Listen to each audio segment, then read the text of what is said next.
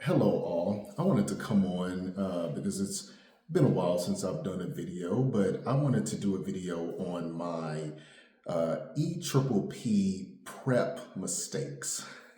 so I talk a little bit about this in previous videos, but I just wanted to go more in depth about some of the things that I did that were not so great in preparing for the EPPP. So let me start off with this. I know that there's a lot of information online about the EPPP, from message boards to YouTube and all of this. One of the things that I would say is that I got onto the message boards way too often. I was on message boards trying to figure out where I should be, in relation to where everybody else was, and trying to compare and contrast my journey in studying versus everyone else's studying. What were other people getting on practice exams versus what I was getting, and do I sound like I'm close to passing? And given the amount of stories that you hear on about the EPPP on these message boards and things, you can become overwhelmed by where everyone else is, and especially when you start to compare where you are versus everyone else. As cliche as it is, everyone's journey to passing is different, and you do not want to start comparing where you are to everyone else, because guess what? I mean, there are people who do not so well on the practice tests, but then they pass. There are people who do very well on practice tests and they don't pass. So I mean, everybody is going to be different in relation to that. There's not going to be one recipe to passing the EPPP. And so what you have to understand is that although a lot of people get onto these message boards and they're trying to be helpful, and they'll tell their scores on practice tests, and they'll tell their score on the EPPP itself, and they'll talk about how much they studied, and they studied for 300 hours, and then they did this and then they did that. It can be helpful in some ways because you do want to see kind of where you are, but it can also sort of impede your progress in certain ways, because if you feel like you're not matching up to where they are, and you've been studying, let's just say, for 2 months, and they're getting better grades on practice tests than you are at 2 months, then you may feel discouraged, and then you may second guess yourself. You may push back your test date, but you in reality are probably doing fine, right? Everybody's trying to find that secret, that recipe to passing it. But at the end of the day, everybody is going to be different. I've had colleagues whose journeys looked different than mine. As I said in previous videos, I did the Big Six on PrepJet, and then I took it. Other people, they did different. They studied a little bit more than that, right?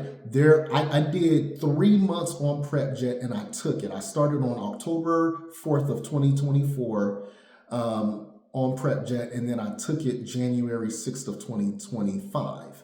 So, but there are people who did a little bit longer, right? They started studying before I did and took it after I did. So again, I say all that to say that you do not have to try to copy someone else's journey to passing the EPPP. It's just not necessary. You have to figure out at the end of the day what is going to work best for you and what is working best for you. If you feel like your study habits are allowing you to progress the way that you want to progress, then keep with it.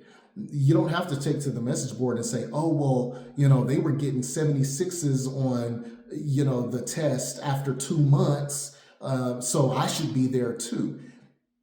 At the end of the day, that doesn't really mean a whole lot,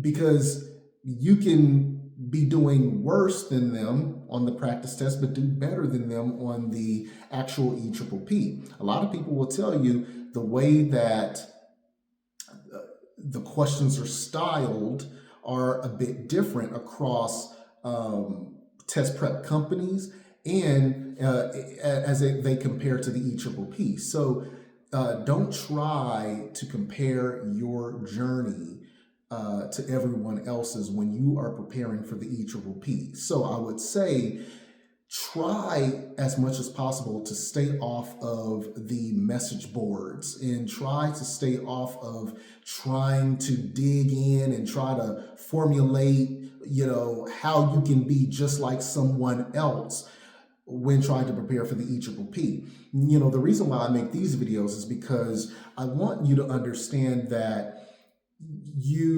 everybody is going to have stress, or I would say most, right? Most people are going to be stressed and most people are going to be anxious about the EPPP. However, that's normal, right? And what you also want to know is that there's not going to be a secret, quote unquote, to pass. There's a lot of people too that I feel like for most of the people that I've seen on the message boards, they genuinely want to help, right? But you are going to get those people who are negative on there as well and who are saying, well, if you can't pass this, then that means that you shouldn't be practicing. And then they'll tell you, they'll argue and fuss with other people and stuff. And that's just not something that you want to hone in on. That's not something that you want to be a part of your journey when you're trying to pass this test. It's discouraging when you see a bunch of fussing and fighting and arguing and you should be doing this and you need to be doing that on the message boards.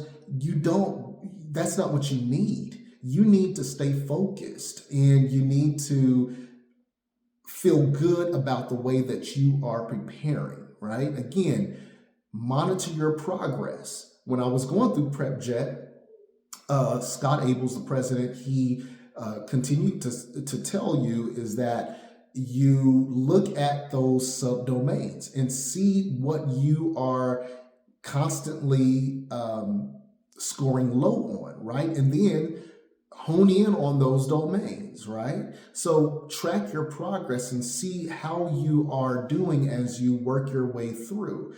And that's, whether you're using PrepJet, AATBS, whether you're using one of the other ones, you got to track your progress, right? But you also have to be very consistent in your studying. The way that I was doing it when I first started studying was I was not consistent. I would study for a week and then I wouldn't study. And then I would study for a couple of weeks and then I wouldn't study. And then there would be months that I wouldn't study. And so that's not the way to do it. You have to be consistent because you don't want to forget the material. Undoubtedly, you are going to forget some things, but don't be discouraged by that either. You just have to constantly track your progress and don't compare yourself to other people when it comes to the way that you prep, right? So that's just one thing that I wanted to come on and talk about with you all today. Please feel free to reach out to me if you are on this journey and you just kind of need some encouragement. I'm happy to help how I can. Thank you and have a great holiday.